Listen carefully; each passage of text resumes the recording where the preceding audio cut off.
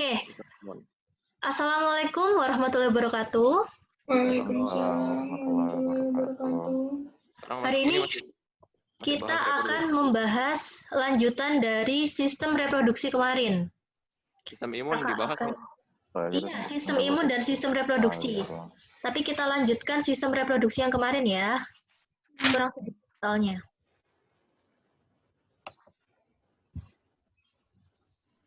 Nah, terakhir kita membahas tentang ini dulu deh.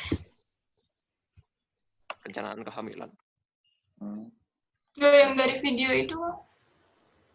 Nah, kemarin kan ada tugas nih dari Kak Ayu, kalian mengerjakan ini ya, video kan ya? Ya, Sudah dikerjakan semua? sudah. Belum. Belum.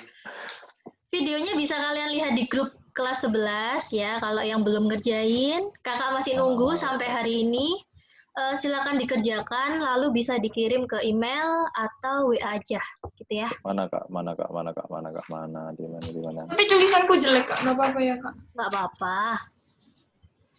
Nggak Nanti aja, dinilai Kak. tulisannya kok. Iya, nanti aja ya. Oke, kita membahas tentang alat-alat kontrasepsi ya. Ini berhubungan dengan sistem reproduksi. Kalian juga bisa lihat di modul, di situ sudah ada ya alat-alat kontrasepsi apa aja yang digunakan untuk perencanaan kehamilan. Seperti itu. Itu kok ada bor, Pak? Bukan. Makanya kakak jelaskan satu-satu ya. Kan nggak jelas kan? Itu bentuknya Mana bor sih? macam kan? Aduh, gak paham aku. Yang pertama, yang gambar sebelah kiri atas ya, itu ada yang namanya IUD. Yudi. Ya.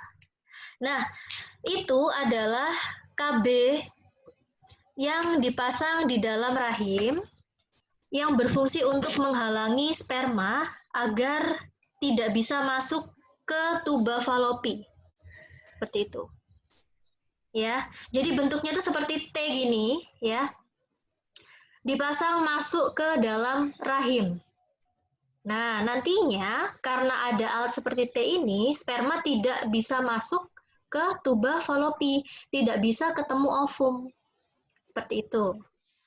Kemudian bisa dibayangin ya, kalian kalau misalnya masih kurang jelas gambarnya, kalian bisa lihat di internet ya, banyak banget ya gambar-gambar alat kontrasepsi seperti ini. Nggak bisa bayangin aku, Kak. Kalau bayangin gambarnya ya, tapi kalau bayangin gimana ya nggak bisa. Iya, oke. No. Apa? Kemudian yang tengah itu ya, itu ada yang namanya oral kontrasepsi atau Pil biasa kita sebut pil KB. Pil KB. Iya. Nah, pil KB ini itu mengandung yang namanya progestin dan estrogen. Dia berfungsi untuk mencegah indung telur ya atau ovarium untuk melepas sel telur. Nah, kalau misalnya sel telurnya itu tidak keluar, maka sperma kan ketika masuk tidak bisa membuahi ovum. Seperti itu kan? Nah, selain itu, pil KB itu juga berfungsi untuk ini, mengubah ketebalan dinding rahim. Sehingga sperma ketika mau masuk ke dalam mulut rahim itu susah. Kayak gitu. Itu pil KB. Nah, pil KB di sini itu wajib dikonsumsi ya, nggak boleh telat ya. Bahkan ada orang yang mengkonsumsi pil KB itu harus setiap hari, kayak gitu. Yang ketiga, ada yang namanya kontrasepsi patch. Itu bentuknya seperti koyo. Kalian tahu koyo? Tahu. Ya. Aku pakai, Kak.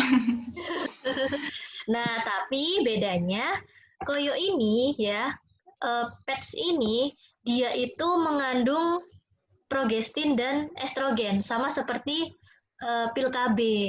Dan koyo ini harus ditempel di bagian perut ya, bagian bawah perut yang apa di dalamnya itu ada rahim atau enggak di bagian punggung sebelah bawah.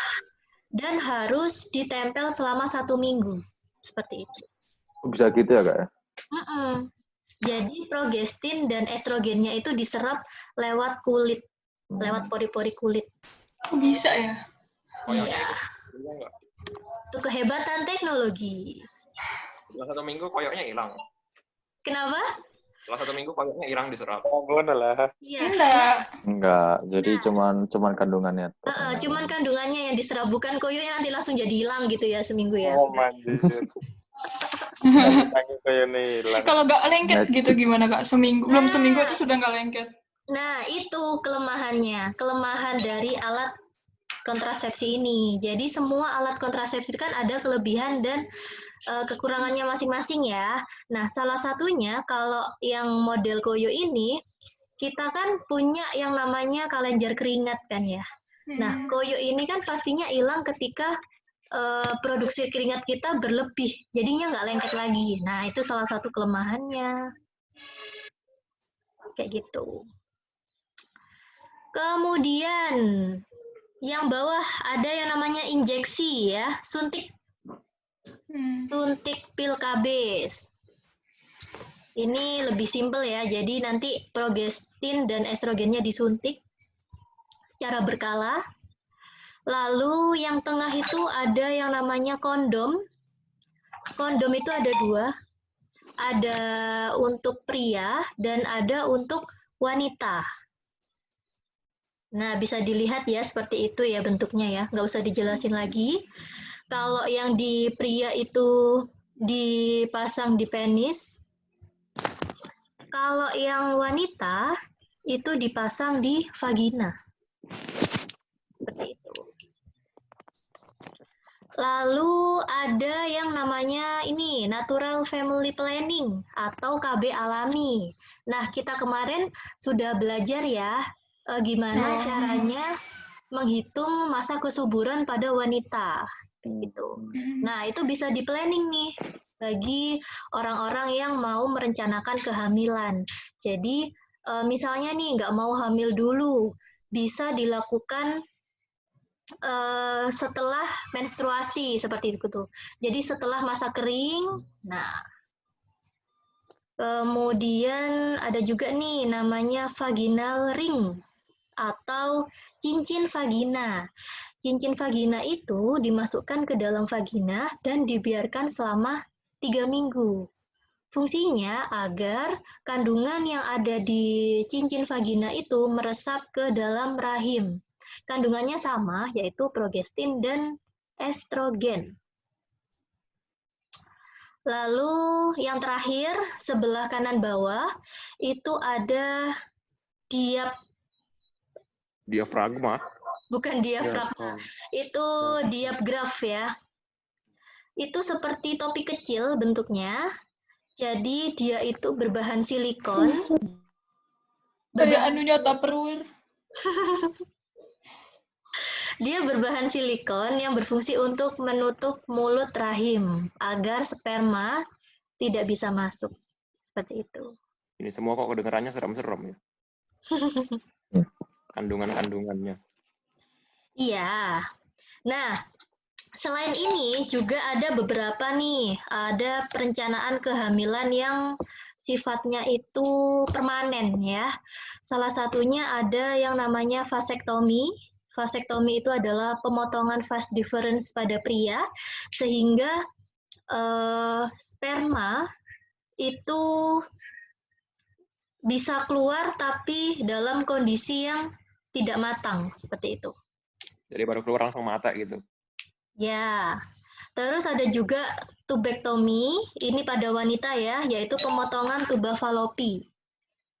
Sehingga ovum tidak bisa keluar. Legal Lalu, nggak tuh?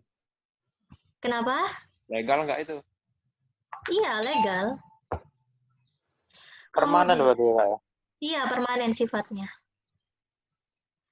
Lalu ada juga nih yang bersifat kimia, tapi ini sebenarnya tidak direkomendasikan ya.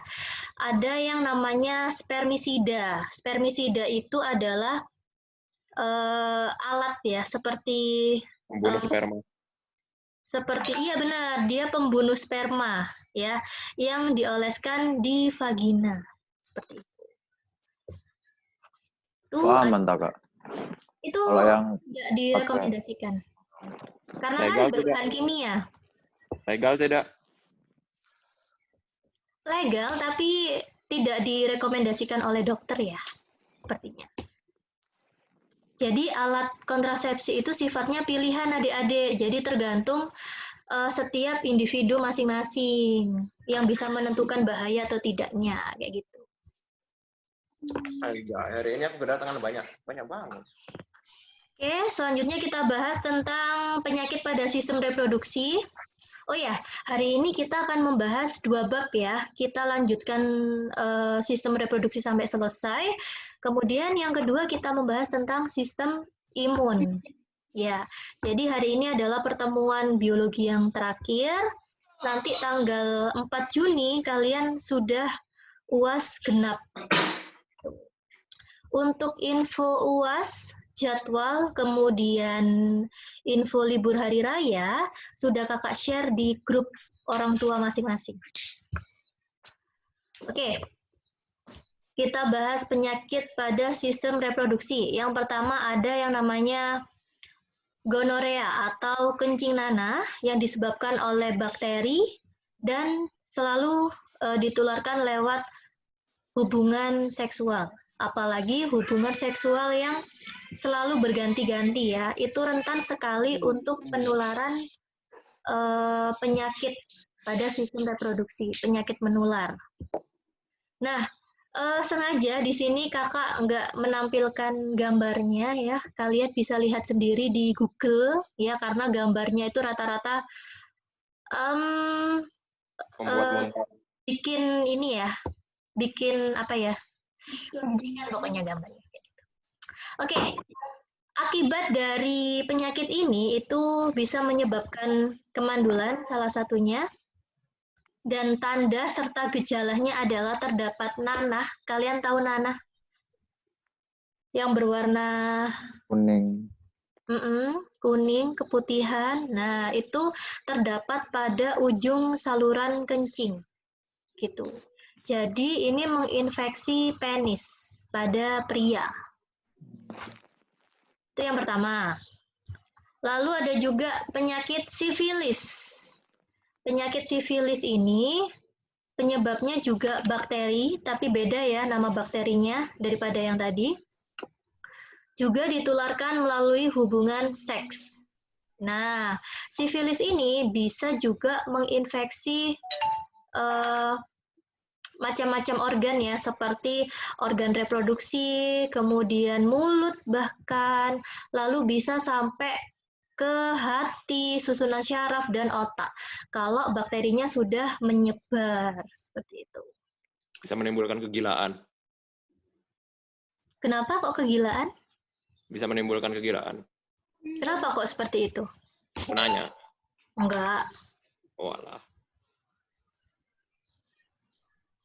Oke, nah itu ya. Mungkin sampai sini ada yang tanyakan? Otaknya kena itu gimana? Kenapa? Oh ya, Kak mau tanya. Dampaknya apa, Kak? Nah, dampaknya. Kalau kena sifilis itu dampaknya apa? Dampaknya adalah kerusakan organ reproduksi yang pertama.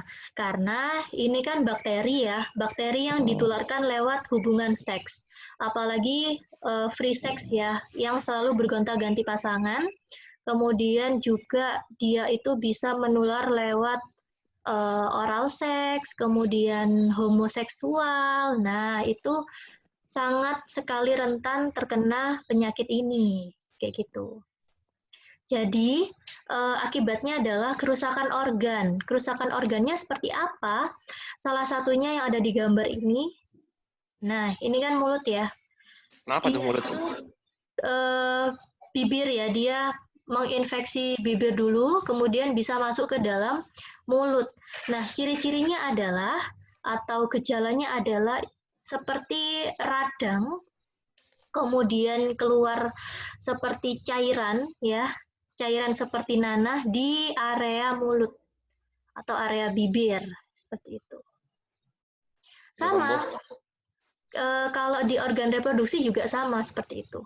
Bisa sembuh nggak? Bisa sembuh. Kemudian yang ketiga, ada yang namanya penyakit keputihan. Nih pada wanita ya, penyebab keputihan itu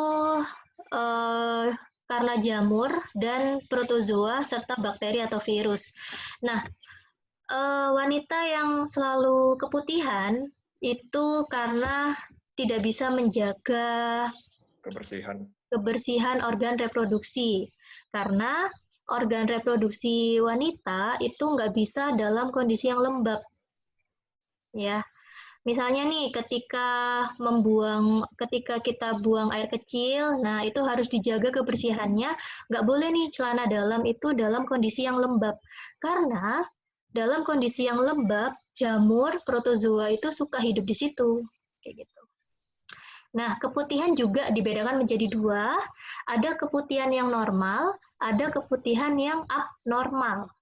Kalau abnormal itu seperti ini ya, karena jamur. Tapi kalau keputihan yang normal itu adalah keputihan yang menandakan bahwa wanita itu dalam kondisi masa subur. Seperti itu. Ciri-cirinya adalah kalau keputihan normal itu tidak berbau, kemudian warnanya putih atau bening ya. Kemudian kalau keputihan yang abnormal itu biasanya berbau, baunya menyengat ya. Kemudian dia itu lengket serta warnanya itu kekuningan sampai kehijauan. Seperti itu. Sampai sini ada pertanyaan?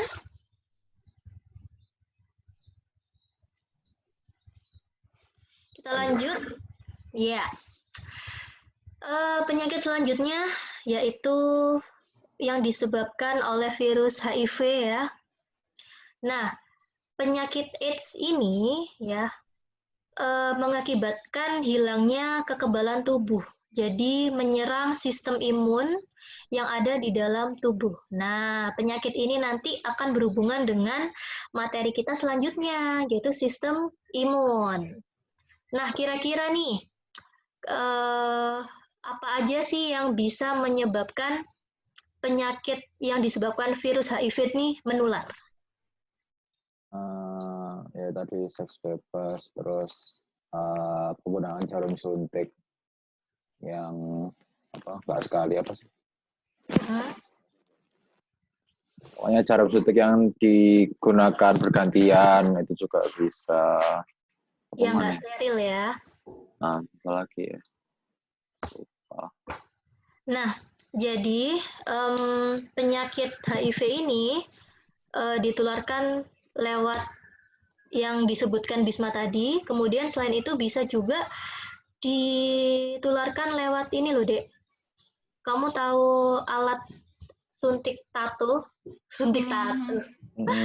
Alat untuk mentato, jarum suntiknya. Nah, ketika jarum suntik itu tidak dibersihkan atau digunakan secara terus-menerus, nah itu bisa menyebabkan penularan virus ini.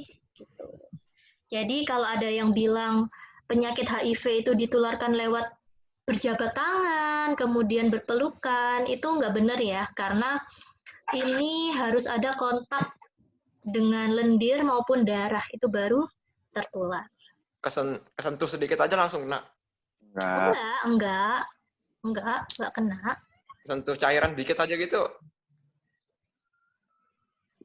Selama cairannya nggak masuk ke dalam tubuh ya, nggak kena. Seperti itu. Nah, orang-orang yang terkena virus HIV, dari pertama kali dia terinfeksi, kemudian dia bisa menunjukkan gejala, itu berangsur selama 10-15 tahun dari dia pertama kali terjangkit. Nah, selama ini orang-orang kan nggak tahu ya, dia terjangkit virus HIV apa enggak. Nah, itu bahayanya di situ. Karena sampai sekarang pun belum ada vaksin yang bisa menyembuhkan penyakit ini. Adapun juga obatnya hanya untuk melemahkan virus ini secara sementara. ya, namanya antiretroviral. Dia itu menjaga imunitas tubuh penderita agar tidak langsung melemah seperti itu. Jadi, ciri-ciri dari orang yang kena penyakit ini itu berjalan secara bertahap ya, dari minggu ke bulan, terus selama 1 tahun, seperti itu. Jadi awal mulanya gejalanya itu sama seperti orang kena sakit flu, demam, lemas, seperti itu. Tapi lama-kelamaan dia akan drop, kemudian saluran pernafasan itu akan terganggu, kemudian terjadi kerusakan berbagai organ, sampai akhirnya yang paling parah bisa menyebabkan kematian. Kayak gitu. Oke, tentang materi sistem reproduksi kita sudah selesai ya. Jadi untuk penyakit sistem reproduksi ini yang perlu kalian pelajari ya, kisi-kisinya. Kalian harus belajar ini, Anatomi. anatomi serta fungsinya. Ya, alat reproduksi wanita maupun pria. Sampai sini ada pertanyaan mungkin tentang materi sistem reproduksi?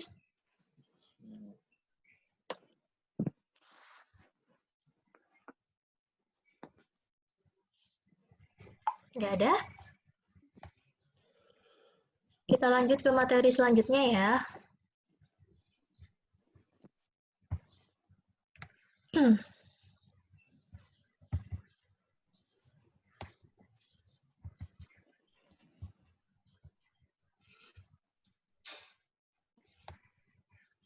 Oke.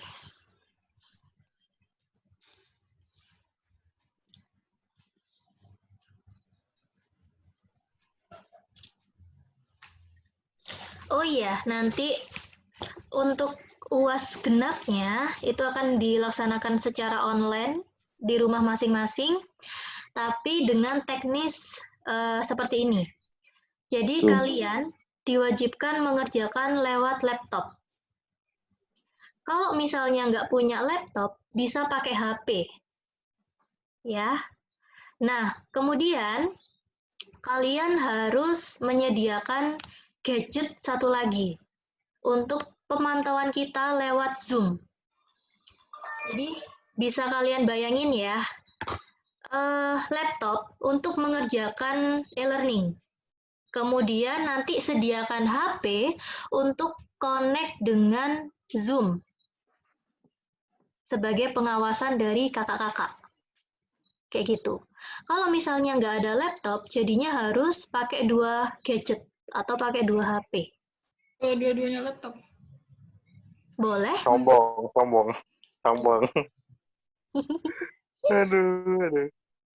Jadi kayak gitu ya adik-adik ya. Ribet ya, Kemudian, Kak, ya? kenapa Ya, bisa? kerjakan aja lah, Kak. Ribet. Iya, ribet, tapi mau gimana lagi, kan nggak memungkinkan datang ke sekolah.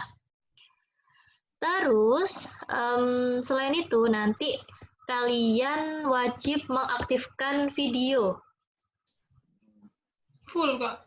Full, Maksudnya dari awal sampai akhir. Wah. dari awal sampai akhir. Kayak gitu. Ya, paham ya? Ada pertanyaan tentang pelaksanaan UAS genap? Pakaiannya harus rapi, Kak. Nggak boleh kayak gini. Yang penting nggak boleh pakai baju tidur. Ini bukan baju tidur, Kak. Kayak gini boleh. Pakaian yang sopan gitu aja. Oke? Dan tidak disarankan mengikuti susulan, ya. Untuk SMA pelaksanaannya siang kok, jam 1. Alhamdulillah. Yang Ya. banget. Tidak ada jeda istirahat. Nggak kayak biasanya. Waduh. Kalian nggak boleh ke kantin, ya kan biasanya kok ke kantin dulu waktu istirahat. Nggak ada, jadi nggak ada jeda.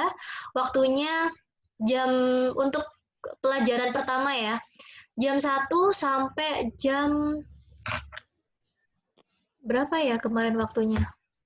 75 menit pokoknya pengerjaannya. Kayak gitu. Oke, kita lanjut ke materi yang kedua yaitu sistem imun. Nah, sistem imun di sini adalah materi terakhir di kelas 11 genap, ya. Materi yang akan dibahas adalah sistem pertahanan tubuh non-spesifik, kemudian sistem pertahanan tubuh spesifik, lalu jenis-jenis kekebalan tubuh itu apa aja, lalu kita bahas mekanisme kekebalan tubuh pada manusia. Nah, kalian tentunya pernah sakit kan ya? Sering. Sering. Sakit, kalian pernah sakit yang paling receh itu apa? Paling receh. Receh. Paling ringan. Sakit paling ringan yang pernah kalian alami, tapi sering banget. Pilek. Pilek. Pilek. Nah, flu ya. Sesak Nah. nafas. Ini agak ringan. Nah, jadi tubuh kita itu sebenarnya rentan sekali terkena toksik, virus, jamur, bakteri, polusi, dan semuanya, dan teman-temannya. Tapi Tuhan memberikan kita suatu sistem ya yang berfungsi untuk menolak, memusnahkan, dan mengurangi akibat serangan berbagai patogen di luar tubuh. Nah, nama sistemnya adalah sistem imunitas. Jadi, kita itu di dalam tubuh itu sudah punya yang namanya polisi, ya. Polisi yang melindungi kita dari berbagai serangan patogen atau penyakit. Kita lihat fungsinya yang pertama. Fungsi dari sistem imun itu mempertahankan tubuh dari patogen. Patogen ini artinya penyakit ya. Yang kedua, menghancurkan mikroorganisme atau substansi asing di dalam tubuh. Dan yang ketiga, mengenali dan menghancurkan sel abnormal. Jadi, sistem imun di dalam tubuh itu berfungsi yang pertama itu mengenali zat asing yang masuk ke dalam tubuh. Gitu. Dikenali dulu. Kemudian ketika sudah kenal nih, nah untuk kedua kalinya ketika zat asing yang sama masuk ke dalam tubuh, itu nanti bisa langsung dihancurkan. Sehingga kita tidak langsung terkena penyakit. Kayak gitu.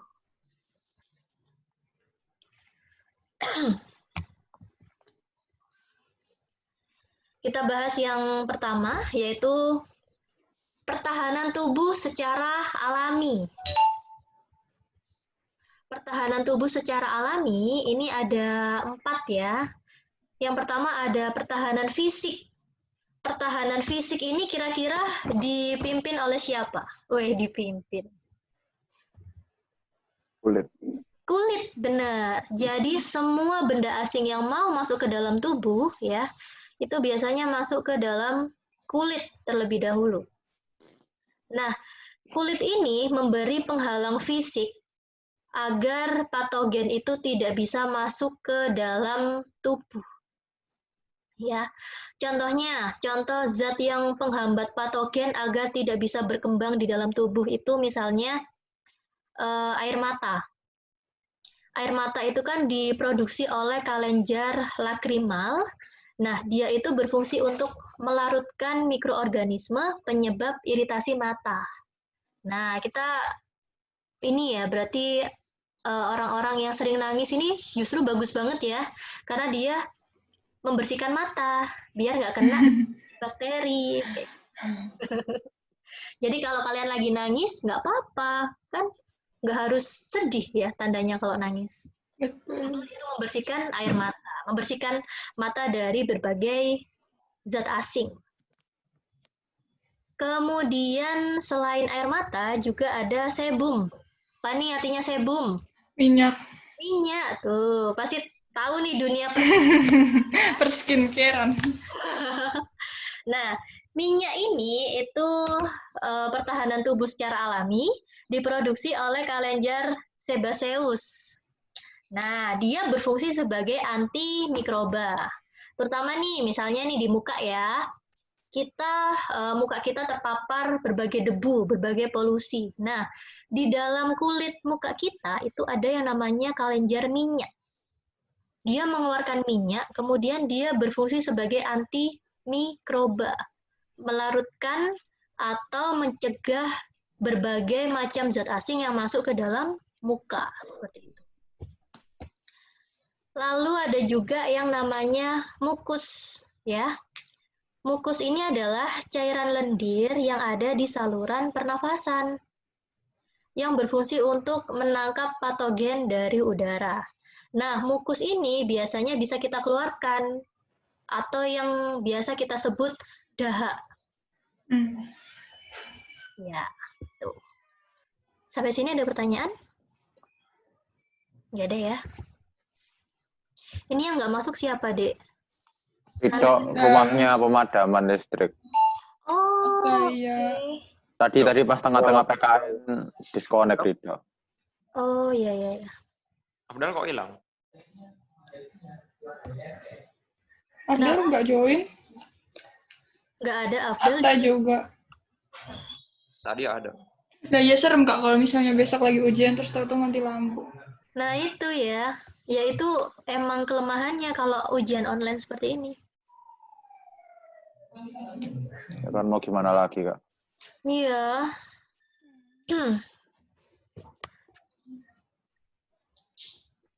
Yang kedua, pertahanan secara mekanik. Nah, kalau pertahanan mekanik ini, itu contohnya adalah rambut pada hidung. Rambut pada hidung, dia mencegah debu agar tidak bisa masuk ke dalam saluran pernafasan. Jadi disaring dulu lewat rambut hidung. Kemudian mukus dan silia itu juga bisa sebagai pertahanan mekanik ya, karena dia itu bisa memperangkap mikroba atau zat asing ketika masuk ke dalam tubuh agar tidak bisa diserap oleh paru-paru seperti itu. Nah, di sini di gambar sini kalau kalian perhatikan itu ada yang namanya lisozim. Kelihatan nggak? Bisa kalian zoom? Nah, lisozim ini adalah protein yang mengandung antimikroba. Terdapat di air mata, ada di dalam hidung ya, ada pada ludah, seperti itu. Lalu yang ketiga, pertahanan kimia. Pertahanan kimia itu juga terdapat pada air mata, mukus, air liur, maupun keringat. Karena mereka itu sebenarnya mengandung bahan kimia atau zat kimia yang berfungsi sebagai pengikat mikroba agar tidak bisa masuk ke dalam tubuh. Sama juga seperti di lambung. Nah, di lambung kan mengandung asam ya, asam lambung ya. Asam lambungnya itu juga bersifat kimia yang berfungsi untuk membunuh bakteri, mikroba di dalam tubuh. Gitu. Jadi di asam lambung itu ada yang namanya asam hidrokolik. Kandungan di cairan lambung itu. Di air liur juga ada yang namanya protein lisozim ya. Sampai sini ada pertanyaan? Ini ada di buku nggak sih? Kalau nggak ada di buku dicatat ya. Lisozim ini di mana-mana. Atau kalau misalnya kalian nggak sempat nyatet, kalian bisa lihat tayangan ulangnya di YouTube Akademik Homeschooling Kak Seto. BPPT-nya nggak ada Kak, nggak di-share. Oh iya, nanti kakak share ya.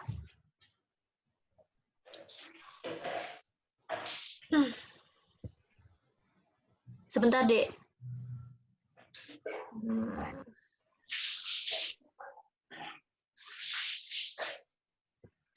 Oke, lanjut ke yang nomor 4, yaitu pertahanan biologis. Ya. Kalau pertahanan biologis ini itu ditunjang oleh berbagai bakteri yang baik. Bakteri di dalam tubuh manusia itu kan ada yang baik, ada yang merugikan. Kira-kira contohnya yang bakteri baik itu apa?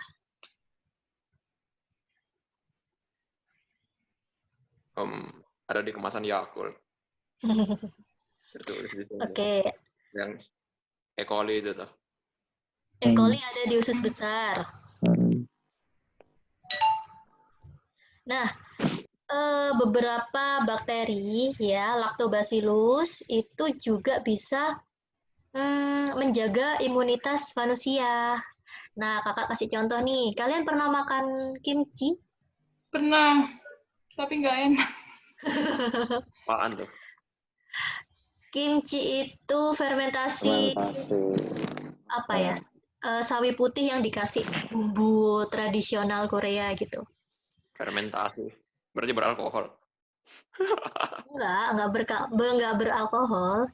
Jadi, contohnya ya, kayak makanan kimchi itu ternyata setelah diteliti itu mengandung banyak sekali bakteri probiotik yang membantu memelihara kesehatan pencernaan, juga bisa mencegah penyumbatan darah kayak gitu. Dan banyak sekali sekarang produk-produk yang mengandung probiotik, bakteri probiotik atau bakteri yang baik ya, seperti yogurt, kemudian ada keju, terus lalu ada susu fermentasi. Nah, itu mengandung bakteri yang baik. Seperti itu. Kemudian di gambar ini juga dijelaskan tentang bakteri alami pada vagina. Nah, jadi vagina kita itu rentan sekali kemasukan bakteri ya, atau kemasukan parasit jamur.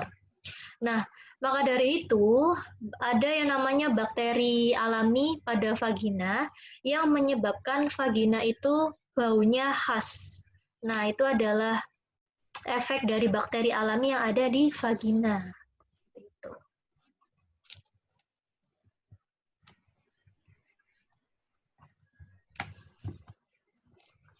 Selanjutnya kita membahas tentang organ asal sistem imun. Nih, kira-kira sistem imun itu dihasilkan di mana aja sih?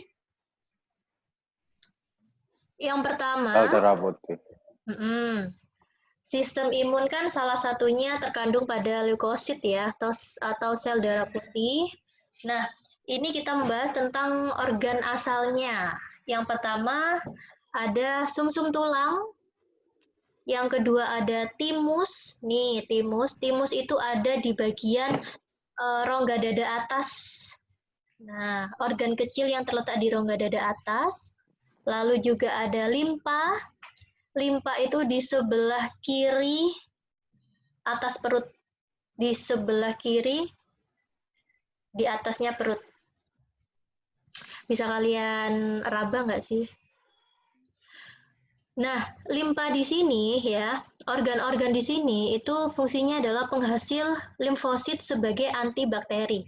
Nanti bakalan kakak jelasin apa itu limfosit, terus apa itu antibody, antigen, itu nanti dibahas setelah ini ya. Lalu yang keempat, ada yang namanya umbai cacing. Nih, atau usus buntu ya. Ada yang pernah kena usus buntu, penyakit usus buntu di sini? Nggak ada? Nah, umbai cacing ini ternyata punya manfaat yang sangat penting ya. Dia itu sebagai sistem imunitas karena setelah diteliti umbai cacing itu sebagai tempat tempat tinggalnya bakteri probiotik atau bakteri baik itu tinggalnya di umbai cacing kayak gitu.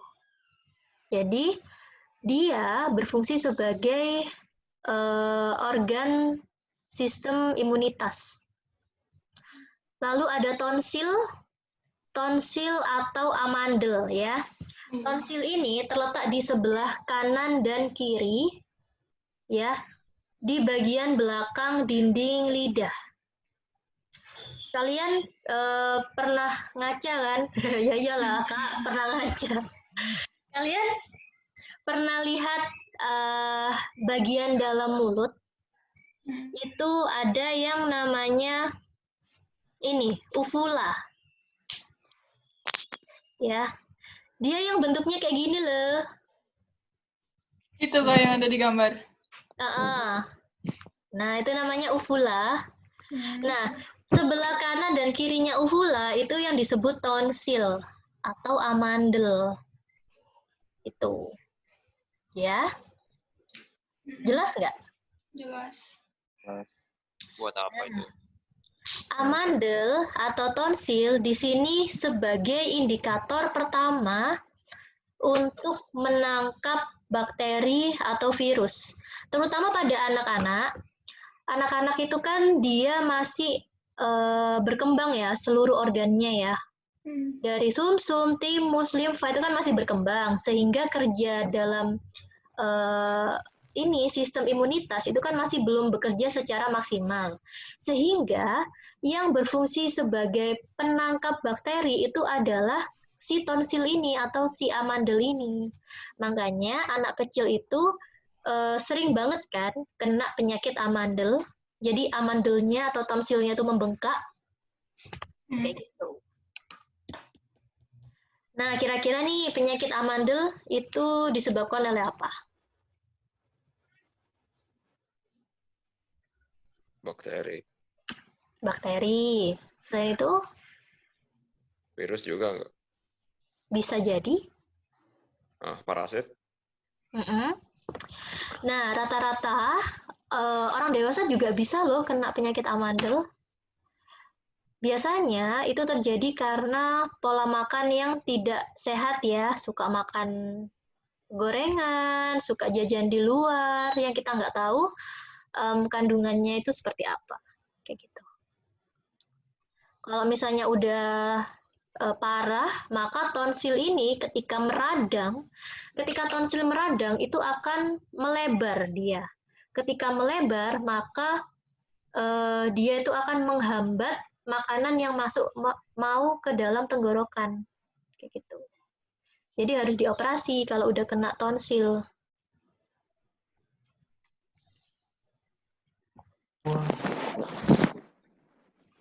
Kita lanjut ke berbagai respon imun itu melibatkan berbagai macam sel dan protein ya, terutama sel makrofag, limfosit, komplement yang nantinya akan saling berinteraksi secara kompleks. Jadi, sistem pertahanan tubuh kita itu berlapis-lapis. Mulai dari awal sampai dengan akhir, ketika sudah masuk ke dalam, itu sudah melalui berbagai dinding, kita bilangnya. Kayak gitu. Nah, ada juga faktor-faktor yang merendahkan sistem imunitas manusia. Yang pertama, cara hidup yang tidak sehat. Jelas ya.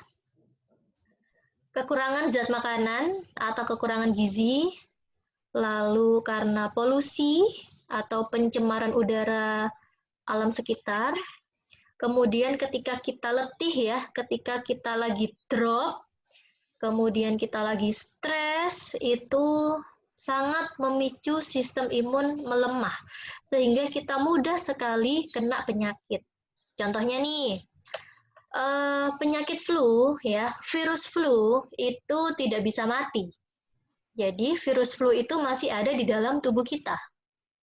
Dia bisa aktif ketika tubuh kita lagi drop, lagi letih, lagi capek, terus lagi kita makannya lagi nggak teratur. Nah, itu rentan sekali kena penyakit flu. Contohnya seperti itu. Jadi kalau kalian sudah kena penyakit nih ya, flu maupun sariawan nih yang sering ya, sariawan misalnya. Nah, itu kalian harus langsung memperbaiki sistem imunitas kalian. Harus langsung minum vitamin C, makan sayuran, minum air putih yang banyak, seperti itu. Jadi, penyakit-penyakit seperti itu, nggak langsung dikasih obat itu nggak apa-apa sebenarnya. Karena kita sendiri itu punya mekanisme untuk menyembuhkan diri sendiri, ya.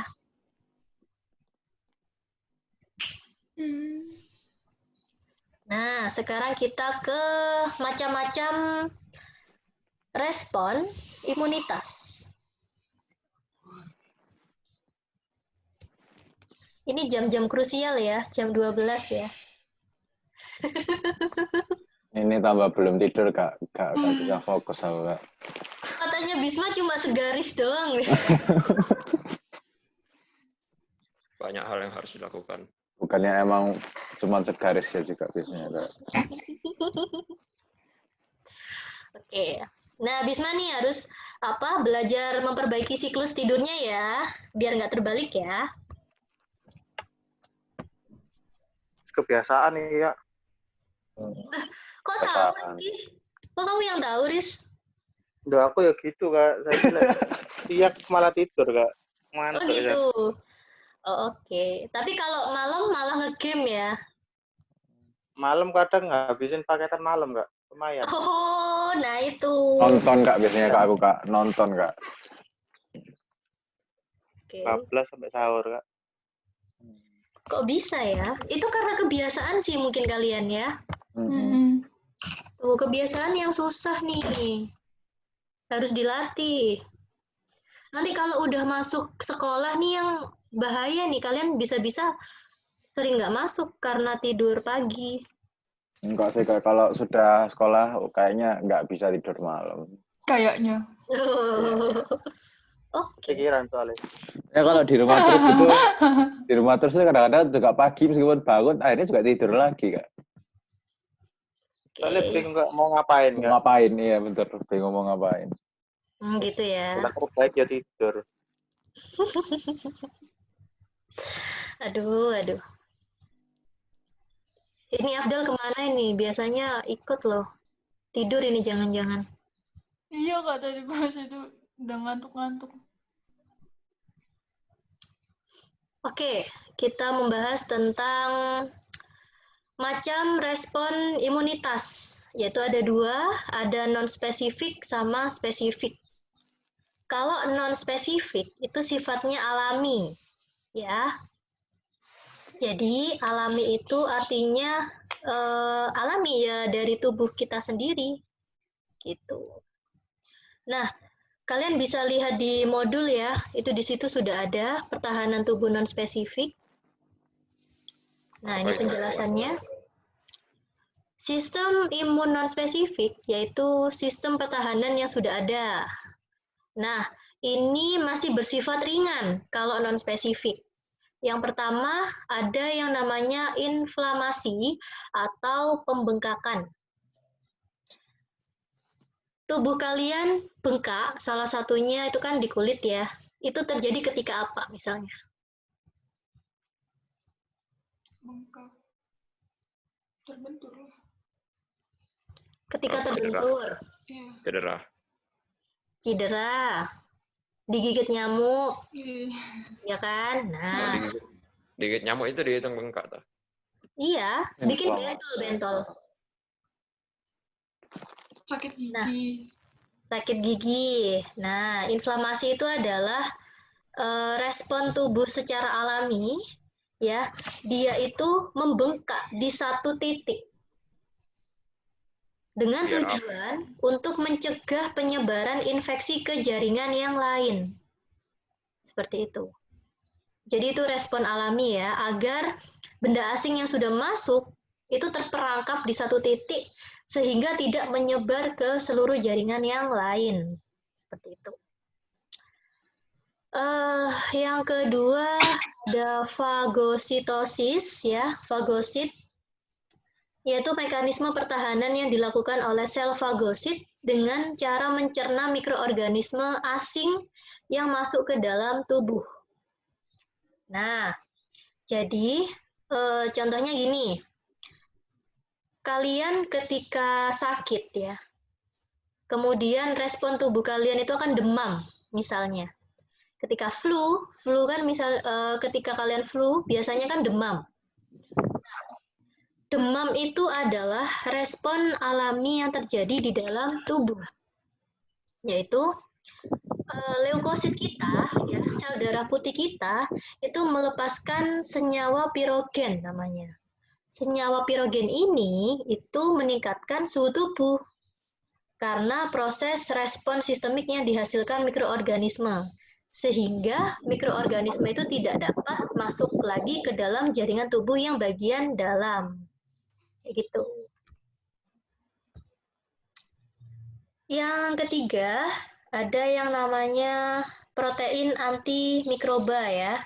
Dia itu protein komplement yang bisa membunuh bakteri dengan cara membentuk lubang pada dinding sel. Jadi fungsinya itu memperangkap bakteri lalu dia dibunuh.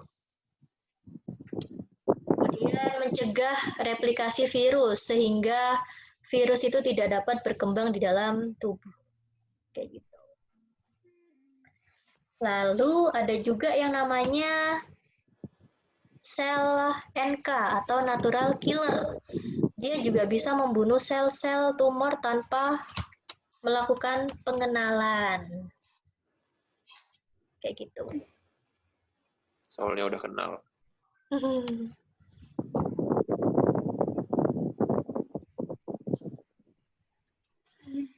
Lalu sekarang kita beralih ke yang spesifik ya. Spesifik ini bisa diartikan pertahanan yang paling akhir ya. Pertahanan yang paling akhir dia ada yang namanya antigen sama antibody. Nah, ini yang harus dipahami ya, karena ini sering muncul di soal. Antigen itu adalah zat yang merangsang respon imun dan menghasilkan antibody. Permukaan bakteri itu mengandung protein yang bersifat antigen. Jadi, antigen itu adalah bakteri atau virusnya. Zat yang merangsang imunitas untuk menghasilkan antibody. Kalau antibody itu adalah protein terlarut yang dihasilkan oleh sistem imun. Seperti itu. Jadi tahu bedanya ya, antigen sama antibody. Antigen itu yang bikin badannya nyerang. Kalau antibody itu yang dihasilkan dari sistem imun, dihasilkan dari tubuh, kayak gitu. Antigen itu yang jahat, antibody itu yang baik. Nah, antibody ini mengandung yang namanya IgG atau imunoglobin. Di sini ada tipe-tipe antibody ya, bisa kalian baca sendiri. Tipe-tipe antibody itu ada 5, didasarkan dari yang pertama kali merespon hingga yang paling dalam. Jadi ada berbagai tipe dan karakteristiknya beda-beda. Seperti itu. Kalau IgM itu antibodi yang pertama kali dilepaskan ke aliran darah saat terjadi infeksi. Kemudian ada yang kedua, IgG itu yang memberikan kekebalan pasif ibu kepada janin, ya. Karena ketika ibu hamil itu sakit, itu rentan sekali. Janinnya itu akan bisa merasakan sakit juga. Sama seperti kena penyakit HIV ya. Jadi ketika sang ibu kena penyakit HIV, otomatis janinnya juga terserang penyakit yang sama. Kayak gitu. Sampai sini ada pertanyaan? Ini suaranya siapa, Rek? Yang kresek-kresek-kresek? Nah, kayaknya suara aku. Udah deket kipas angin ini soalnya. Oh ya, oke.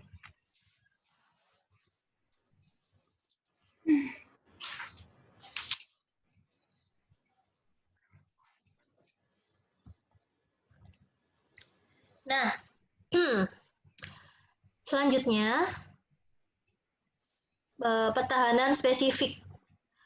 Pertahanan spesifik ini dilakukan oleh yang namanya sel darah putih. Bagian sel darah putih yang bekerja itu adalah limfosit, sel T dan sel B. Ya, kalau sel T itu berkembang di timus, kalau sel B itu di sumsum tulang. Nah, limfosit B dan T ini adalah dua hal yang berbeda fungsinya. Kalau limfosit B itu membentuk antibodi untuk melawan antigen. Kalau limfosit T, dia itu fungsinya mengenali antigen lalu dihancurkan. Sampai sini paham fungsinya? Jangan sampai kebalik ya. Kalau B itu membentuk antibodi dulu, membentuk polisi tubuh dulu untuk melawan. Kalau yang T, dia itu langsung mengenali antigen dan menghancurkan sel antigen itu. Kalau bisa dihancurkan, kalau nggak bisa dihancurkan, ya udah berarti kita terserang penyakit.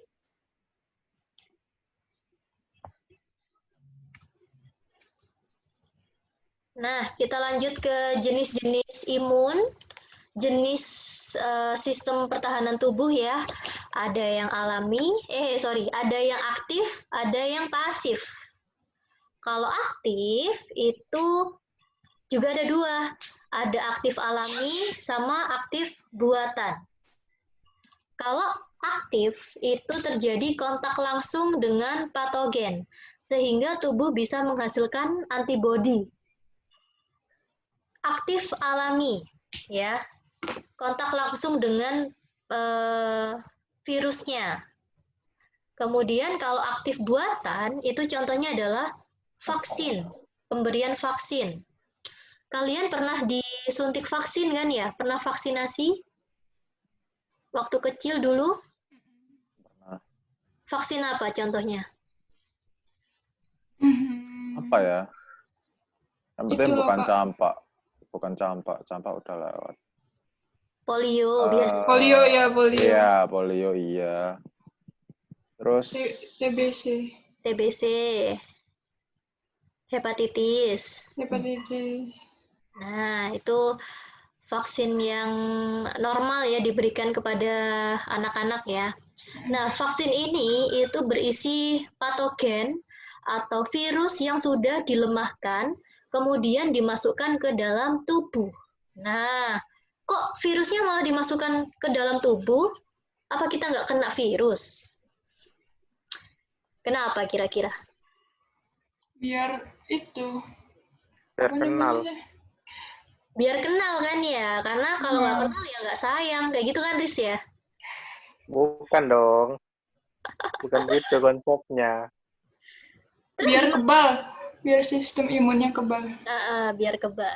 Udah. Jadi harus kenalan dulu ya, harus mengenali dulu, karena kalau udah kenal direkam tuh sama yang namanya antibodi kita. Biar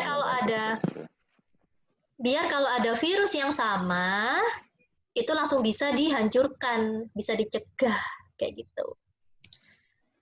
Lalu pasif. Nah, sekarang kalau pasif, itu adalah antibodi yang disalurkan dari satu individu ke individu yang lain. Ada dua. Yang pertama adalah alami ya. Contohnya ASI, air susu ibu. Air susu ibu itu mengandung imunitas ya, mengandung sistem kekebalan tubuh. Nah, karena bayi itu masih belum bisa menghasilkan sistem imun yang maksimal, sehingga dia itu masih perlu asupan dari luar. Asupannya apa? Yaitu ASI. Bahkan air susu ibu yang pertama kali keluar itu berupa cairan kuning ya, namanya kolostrum. Itu yang sangat berfungsi untuk sistem kekebalan tubuh ya. Lalu yang kedua, buatan, yaitu injeksi antibodi. Injeksi antibodi ini adalah serum yang dihasilkan oleh orang atau hewan yang kebal, yang sebelumnya pernah terjangkit suatu penyakit, lalu kebal, hingga dia reaktif terhadap antigen tertentu, kayak gitu. Itu ya. Jadi yang perlu kalian pahami adalah vaksinasi sama imunisasi itu beda. Jadi itu adalah dua hal yang berbeda walaupun tujuannya sama.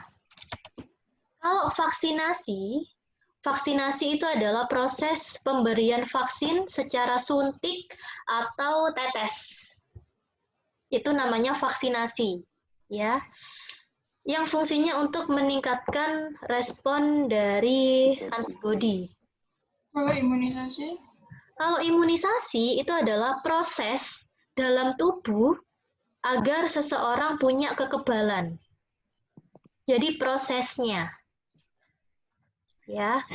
Kalau vaksinasi tadi proses pemberian vaksin, kalau imunisasi itu adalah proses yang sudah ada di dalam tubuh.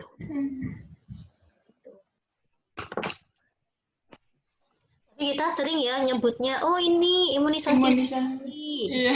Kita nyebutnya, ayo vaksinasi gitu. Jarang banget. Sampai sini ada pertanyaan? Udah ngantuk ya? Kayak dongeng ya? Enggak sih, Kak. Enggak juga. Oke, nah sekarang kakak punya berita nih. Oh iya ini. Menurut kalian, mitos atau fakta? Semoga fakta. Ayo kakak tanyain satu-satu nih. Yoga, menurut kamu mitos atau fakta? Berita yang ada di sini.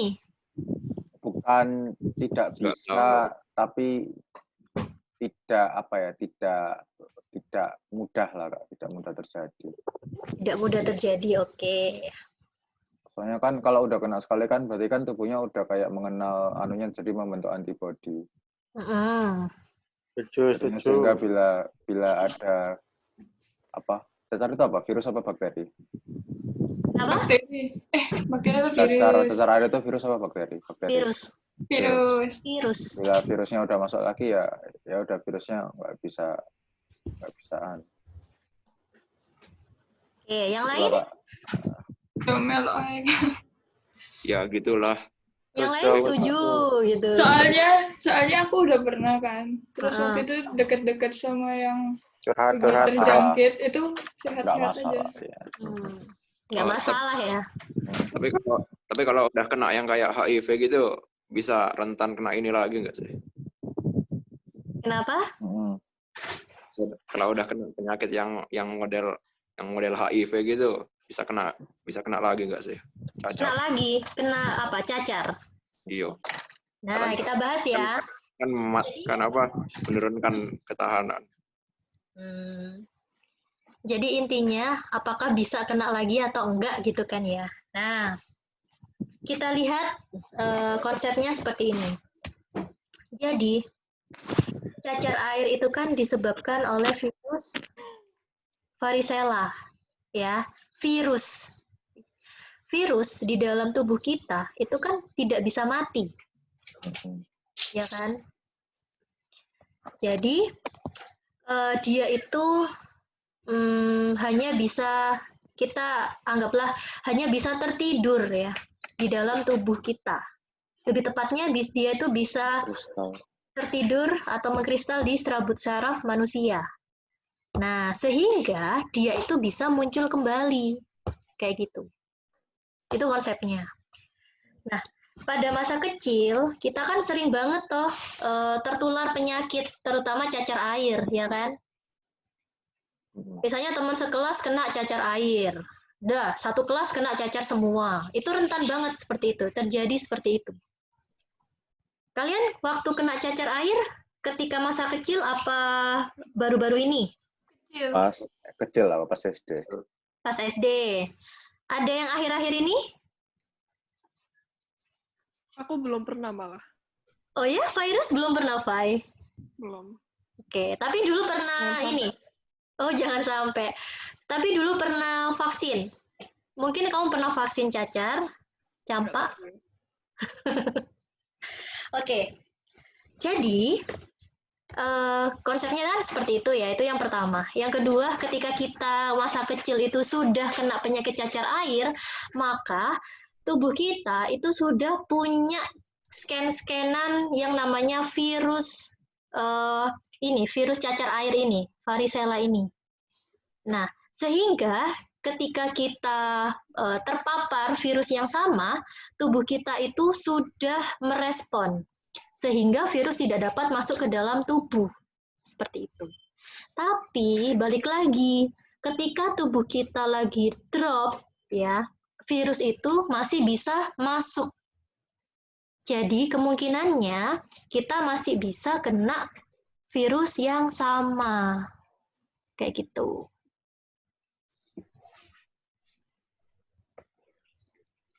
Itu ya.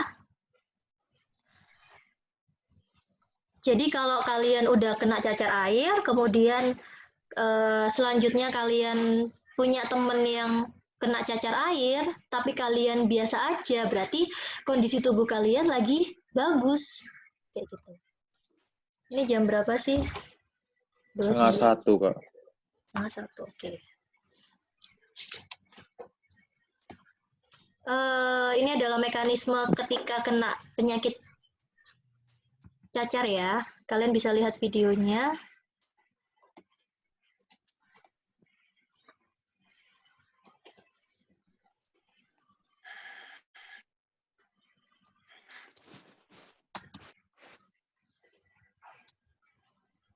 Belum tayang ya ini ya? Belum, Kak.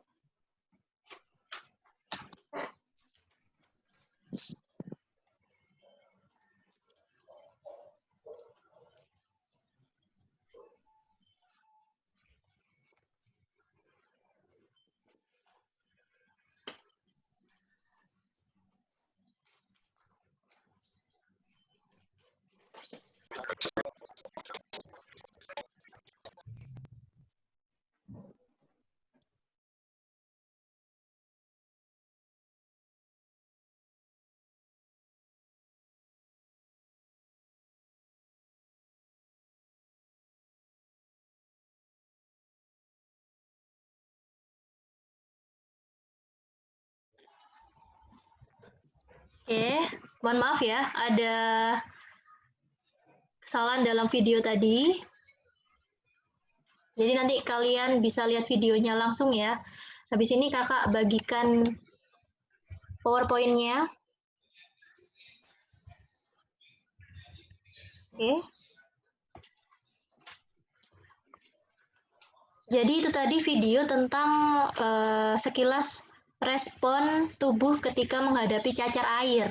Ya, tapi karena ada kesalahan dalam video itu, jadinya nggak bisa diputar secara maksimal. Jadi bisa kalian lihat sendiri nantinya. Oke, ada pertanyaan sampai sini adik-adik? Enggak. Kakak absen dulu ya. Mm-mm.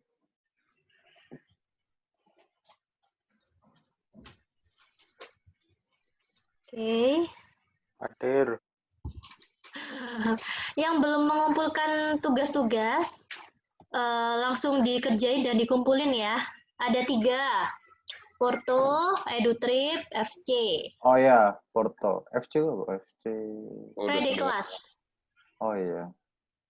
Kalau itu udah Kak, semua. Porto tak kirim ke emailnya Kakak. Mm-mm. Oh ya udah. Oke. Oke, karena nggak ada pertanyaan, kita tutup perjumpaan kita kali ini. Lalu Kak, yang Keturunan tadi Paul. itu, yang video, itu dikirim email juga? Boleh, atau WA aja nggak apa-apa, Sab. Ya, oke. Ya. Oke, kakak akhiri. Wassalamualaikum warahmatullahi wabarakatuh. Waalaikumsalam. Waalaikumsalam.